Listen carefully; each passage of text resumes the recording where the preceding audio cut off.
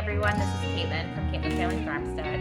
I just thought I'm in my kitchen today and I thought I would bring you guys along. I am just doing a couple projects that have to get done. First one is going to be my sweet potatoes. I want to start doing some slips. So I have done one already. You can see. So what I do, I'm not doing a full tutorial, I guess, on it. I'm just putting 3 toothpicks in, stick it in some fresh water. And I did this one because this one was easy to pick which one I wanted to decide because you can see there, it had already started sprouting in my cupboard. So that one was an easy one. And then I have another jar. That's what I use, I use mason jars. Fill it up with water about 3/4 of the way full. And I have another sweet potato. I'm just gonna have some dirt on it because this is one that I had grown. Just gonna wipe some of that dirt off. And I don't see any particular way that it is growing any slips yet. So I think I will put the narrower end into the water. So what I do is I just, about 3/4 of the way down, that toothpick broke. So I get a different one.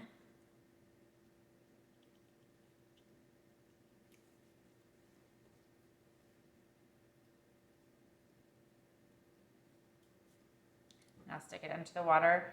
And then I will set these in my windowsill and hopefully soon I'll get some roots happening and then I'll get some slips as well. So I don't do too many because I don't have a lot of room for sweet potatoes and it's not something that does amazing here, but I do like to have a few because I like to have some sweet potatoes for myself to eat. So I'll do a few of those. So I have 2 done, maybe I'll do another 1 or 2. And you can get quite a few slips actually off them. Sometimes you'll get like, I know the one year I had really great success and I got like 8 slips, 9 slips off of the one. So it totally depends on the year, your potatoes that you're using and everything else. I know some people in the southern states, they don't do it that way. They sometimes do it straight into like a cold frame, put it in the dirt and then they get their slips. I tried that way one time, but I'm in Ontario, Canada, and I think it's due to our seasons are a lot shorter because I put it in I use my greenhouse because my old greenhouse had an area where I would plant into and it did nothing. They didn't do anything and then I ended up with nothing. So for me, I do the slip way because I know that I'm hopefully, Lord willing, will get at least a few slips and be able to plant a few potatoes. The ground method just doesn't work for me.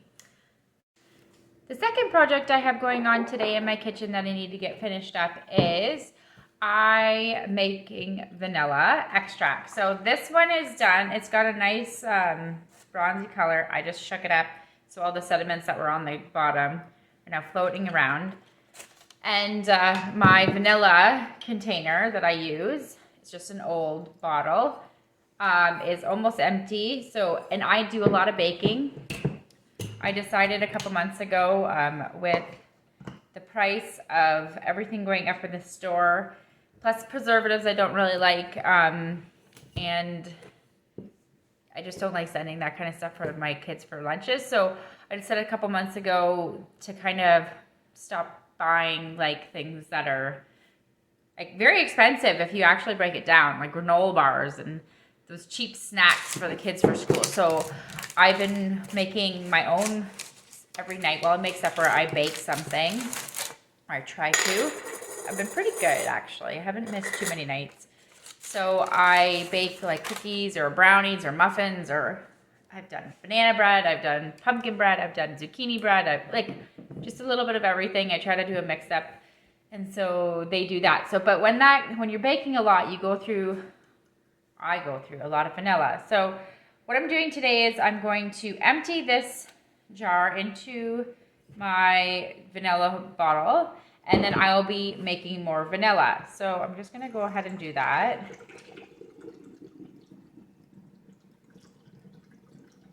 Making vanilla is actually Not hard at all. I've been doing it maybe 2 or 3 years now. I'm just gonna get those last little drags in because that's good stuff.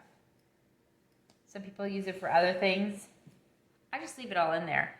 I let it stay, oh gross. I guess you could call it gross, but it's all just vanilla bean. And then I make sure that I close that up. Fresh vanilla is so much better than store-bought stuff. I love it. It has a way better taste. You can actually taste it in your baked goods. So vanilla is super easy to make. All you need is, well, I have vanilla beans in here. These are old ones, but you can get new vanilla beans. I was able to purchase these at my local Costco. I'm not sure where, maybe online. Some people have said Amazon. I didn't buy them there. I bought them at Costco. And then the other thing, it's only 2 ingredients, vanilla beans and vodka. So I just have some vodka and I will take my vanilla beans. Now some of these beans are actually good. Sometimes I will use them a couple times, more than once. So what you want to do is when you have a bean, this one might be kind of old. I'll grab a new one and then I can show you how I do this.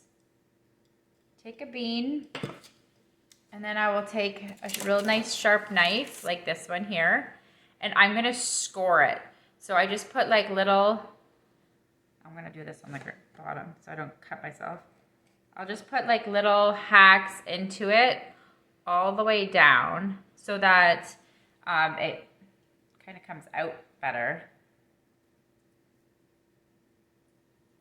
So I can do like little scores. This knife is very sharp, so I have to be very careful. So that's what I do, and I'll just do a couple more of them. I'm probably, because a lot of these beans were all new from the last time I did it, except for this one. I know this one was old, so I'm gonna put this one aside, and I can like scrape it out and use it for just little baking projects that I'm doing. And then I'll just take so I have them in my jar.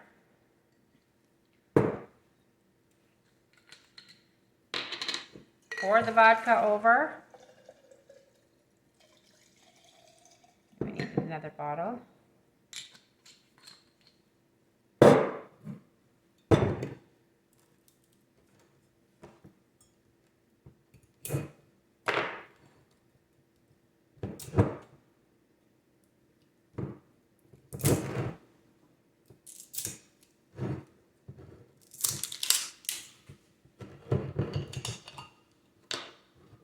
This is something everybody can do, and it's so easy.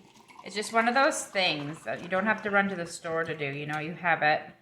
And that big bottle of vanilla now, that lasts me a long time. Even though I bake, like I said, every day, it still will last me a very long time. So the next thing you need to do is where I think you should do, because you put a lid on, these can eventually rust, and I don't want that rust getting into my vanilla. So what I will do is I use parchment paper. Mine is unbleached that I use. I only use unbleached parchment paper.